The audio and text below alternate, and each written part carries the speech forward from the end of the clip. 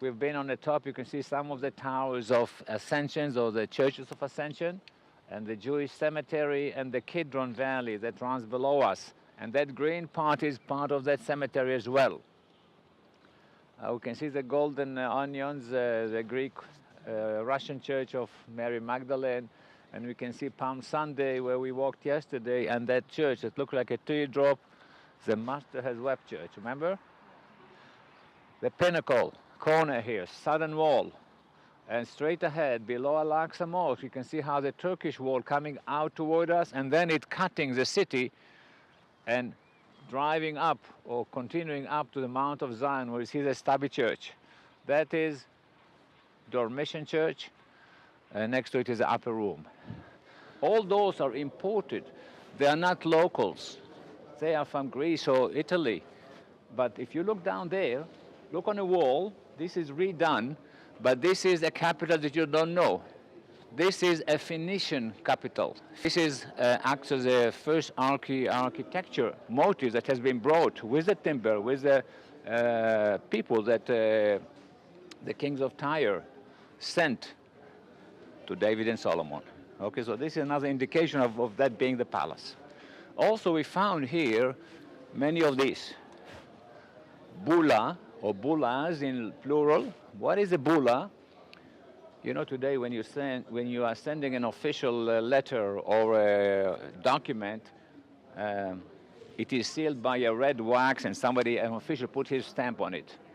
Nothing changed, it's the same thing. Only wax was very expensive during that time. What they use is a simple wet clay. Palace that was existing here. Imagine, we see the base of it, but it was a high building, and all that held everything from crumbling into the ravine, into the Kidron Valley. Now, go ahead. Talking about this, I'm talking about here. This is Solomon time. The palace we were standing is probably this one, David Palace. You get it? Yeah. And you can see a finger going down like that to the south. Yeah. This is the Temple Mount where the Dome of the Rock is today. And this is the Western Hill, Zion Hill, where the rest of the city extended, or Hezekiah period. The spring house, the fortification, Bronze Age. The water would go out from here in a tunnel and then would pour down to the valley to water the king's gardens, etc. When Hezekiah came, when the city was extended to that place, he put a wall, extending that wall and a wall like that around.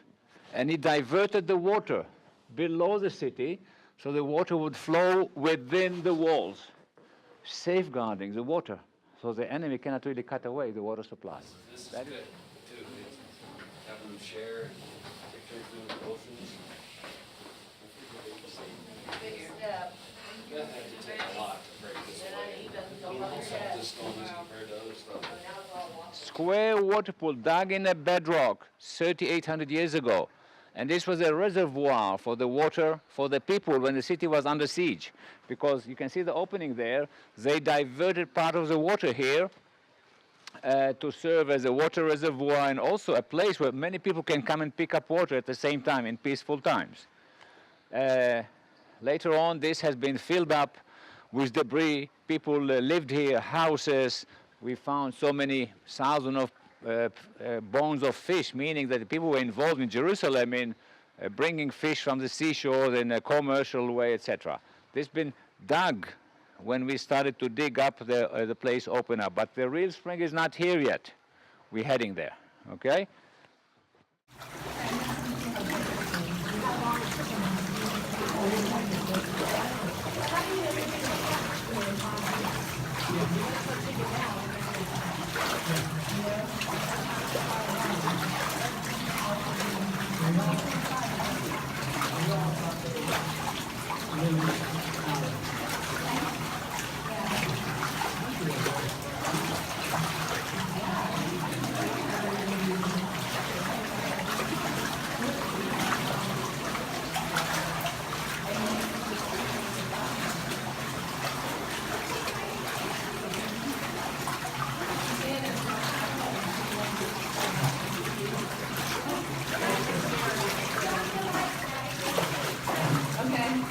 see the water too behind you. I'll see that.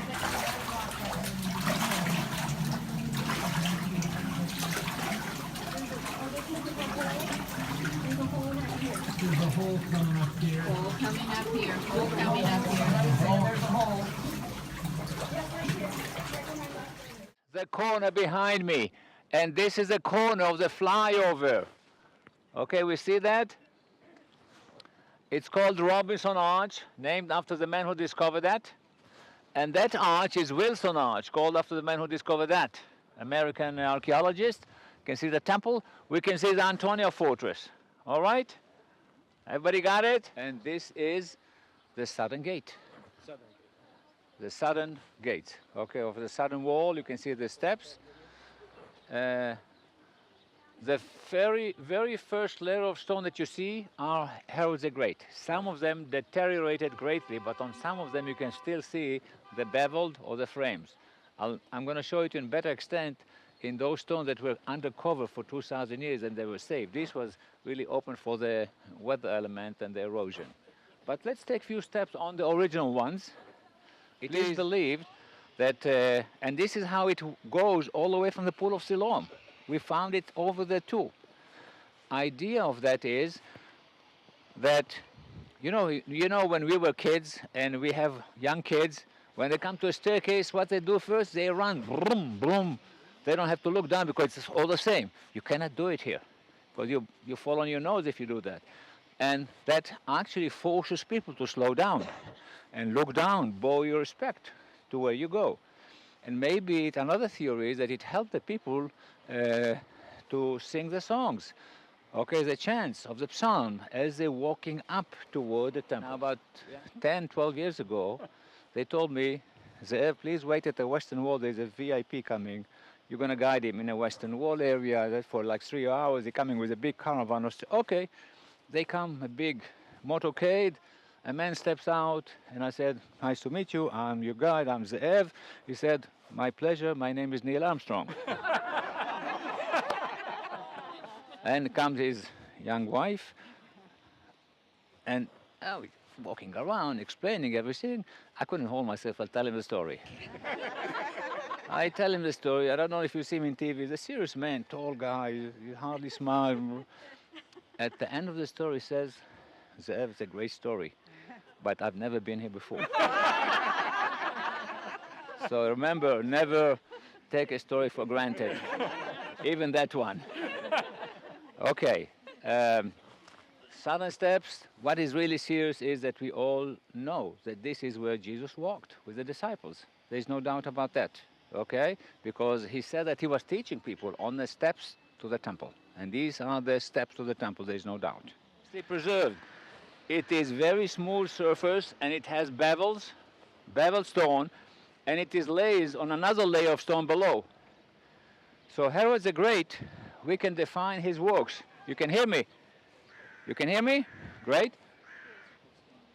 He has few things that when you see a stone, you say, hey, this is Herod the Great.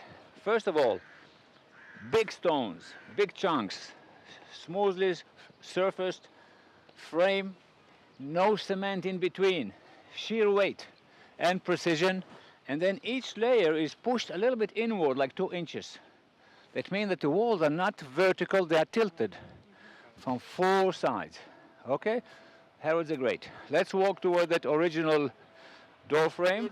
Okay. This is original stone. This is Muslim made, but this is the frame of the original gate into the Temple Mount. All left of it. It was high, they were square, not round at the time, but this is definitely in all gates that period, even from the first temple period, made of carving of receding gate. Do you see that? Receding frames, one after the other. And this is original.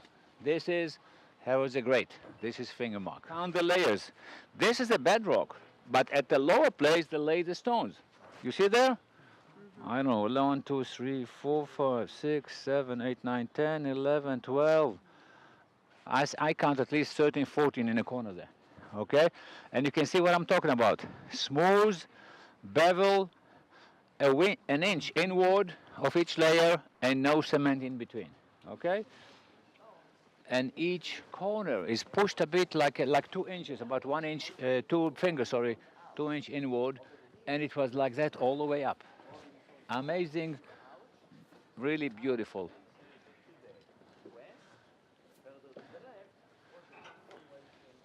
Let's watch it. It was much higher when excavation started. You've seen in the illustration, but thanks to that, they couldn't really destroy the lower part because the upper stone covered everything already. You understand? And when we started to excavate, all of a sudden we discovered this amazing street of Jesus' time.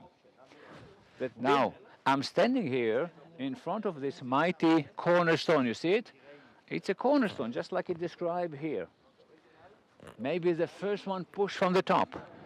That's why it was on the bottom, covered by all the rest of them. Another stone is that one, the rosy stone with some frames. You see it? Maybe it was the gate to the royal portico at the head of the flyover. Okay, the staircase flight. So what is this? We say that at every approaching Shabbat, a Levite would stand up there in the four corners of the Temple Mount and blow the trumpet, saying, first blow maybe indicating for the people, hey guys, start coming back, Shabbat is approaching, cease work, leave your tools, come back to the city. And after a while, there'll be maybe another blow for all the people at the marketplace. Hey, that's it. Shabbat is really closed. Cease wheeling and dealing and selling. Shut down your shops. Farmers, that's it. Go back home. Shabbat is really closed. And then maybe the third blow would tell the women cooking, cease cooking. Fire, distinguish fire because it's imminent. It's just around the corner. Then there'll be probably another final long blow. That's it. This is a line. No more working, no more fire. All your mule and animals and slaves to cease work. Holy Shabbat is kicks in. Okay, remember that just before it's getting really dark, and it ends up with the 3 stars in the sky the day afterwards. The Al-Aqsa Mosque and the shrine, Dome of the Rock, for the Muslim, for Jewish people, this is where people congregate. But unlike some people think, this is not a remnant of the temple. It's not. It's a retaining wall. And I want to repeat what I said before. You hear me? This is how the hill looked, Temple Mount. In the top, and there's an inclination toward the south. So when Herod the Great came here, he saw this very poor temple of Ezra and Nehemiah, which was not as glorious as the one of Solomon. And he was really wanted to put his mark. He wanted to build a very big, impressive temple. The people were suspicious of his intentions. And I explained in Masada exactly why. Okay? But he proved that he is serious. How? He gathered enough timber and mason workers and stones and gold and silver and all the material around the old temple. Only then he was given the permission to dismantle it and start rebuilding it. Now he didn't want to build it on this little space that Solomon built the temple or Ezra and Nehemiah. He wanted to make it a big spacious area, much bigger. And for that he dismantled the temple and then he extended the holy side, the Temenos. If this was a hill during the Solomon time and was a temple here and his palace maybe here and later on another one, Herod the Great decided to do something else. He extended the flat area by building arches on the low places and creating a flat top. He extended it toward the west, toward the north, and toward the south. He couldn't extend it to the east because of the Kidron Valley there. Okay? And he created, from this hill, he created a flat space, and he closed it by 4 retaining walls that will be solid. Okay? There was some water system below, but the temple was built right on the top. We understand? So this is the western retaining wall. And until now, we've seen the eastern one. And today we saw the southern one. Okay?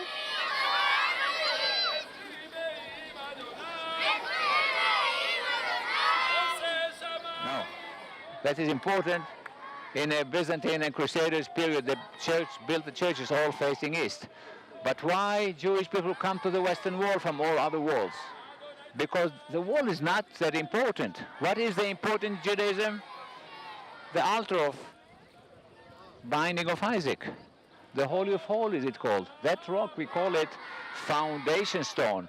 But the whole world is based on it, according to Judaism. Now that stone, where the dome of the rock is, geographically is closest to the western wall. That's why small and put them in a crack of the stone. You'll be standing more than 20 feet above the original street level. We understand that? You may sometimes see people leaving the wall with a facing the wall. I think it's a Catholic thing to do, going away from the cross, not with your back, but from the... It's nothing to do with holiness, you understand? This is the retaining wall.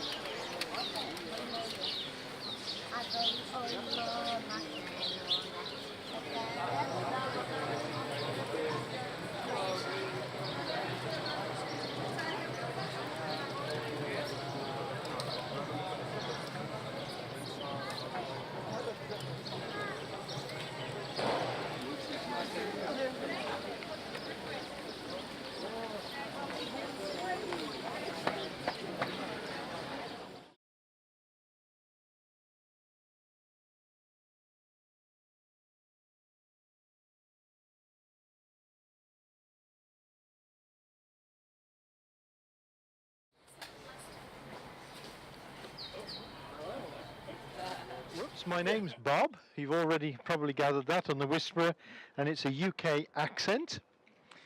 So just welcome you on behalf of the Garden Tomb Association. That's the little group that run this place. Just so you're aware, this is a non-denominational place. So people come here from all around the world because many people feel this is a special place.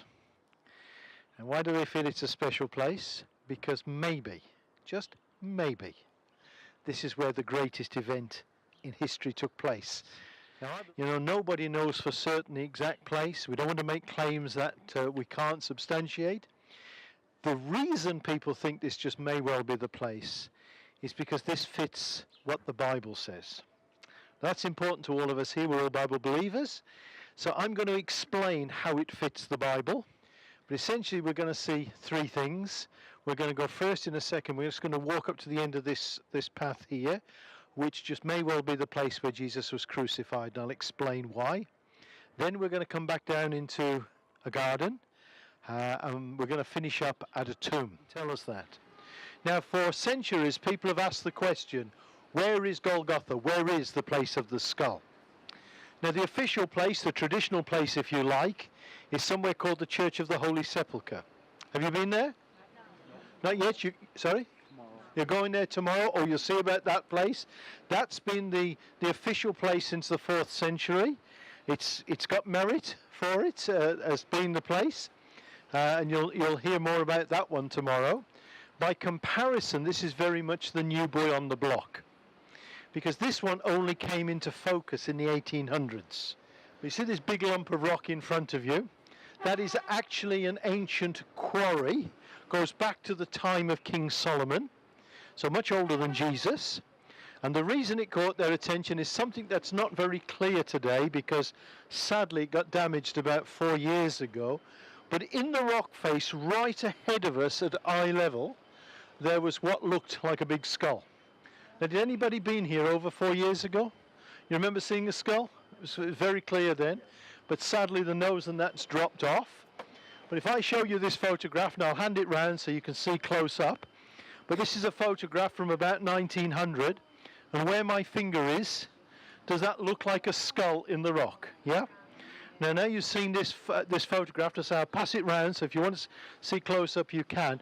But that skull was right there, right at eye level. Can't see, but just along that wall behind this building's blocking it, is the big Damascus Gate. Have you driven past that? You've seen that? Okay, that Damascus Gate you see today, yes, it's been rebuilt, but you know, it's all rebuilt on exactly the same place as the gate was at the time of Jesus. This was the big gate in the northern wall into the city. So here we are, just outside the gate.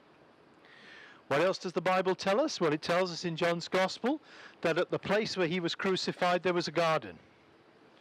Now, you just walk through a bit of a garden to get here. When we leave here, we're going to go back down into that garden, and I'll show you something that makes us believe it was a garden 2,000 years ago. But I'll wait till we get there so I can show you the real thing.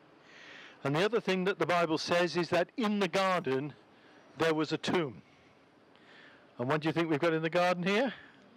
We've got a tomb that broadly fits the description of the tomb of Jesus, and you'll see that for yourself and you'll be able to go into it and explore further. So I hope but the question is, was this a garden 2,000 years ago? Now we believe it was, but before I explain why we believe it was, I need to firstly explain what I mean by a garden, because that's one of those words that means different things to people from different countries. I'm not talking of flowers and lawns and things like that. A garden, biblically, just means a cultivated area. It means biblically, it was a garden, it was cultivated, and of course, quite importantly, a vineyard tends to be a rich man's crop. So this is the best evidence that we've got that you are standing in what 2,000 years ago was a rich man's garden. See, this is shortly after it was discovered, but what I want you to see is, can you see in the rock, all the way in front of the door, there is actually a channel in the rock. It goes right across the entrance. It's about this wide, right across the entrance, where maybe, just maybe, a rolling stone once rolled. But the stone itself has gone. You'll see a little stone down there on this side, and it is a small stone. It's from a different tomb. It's not from this tomb. It was just brought in to show people what a round piece of rock looks like. Okay, let me tell you some of the things then. We've already said it belonged to Joseph of Arimathea, who was a rich man. This is a rich man's tomb. You've got to be quite wealthy to have a tomb like this. The Bible says he built it for himself. It was brand new. Nobody else had used it. It says it was a tomb that was chiseled out of solid rock. It changed. You see the door people are going in and out of, this door here. Somewhere along the line, that door has been enlarged. Originally the door was much smaller, and small doors are what you tend to find in Jewish tombs. And actually that fits scripture also, because the Bible tells us John and others had to stoop to see into the tomb. This is a diagram of inside the tomb. Now the problem with this diagram is it makes it look very big. Now it's not big at all, it's actually quite small. Sort of 6 or 7 of you will get in there quite comfortably. So when you go, you're going to find it's basically 2 rooms. You go in through the entrance into this little room here.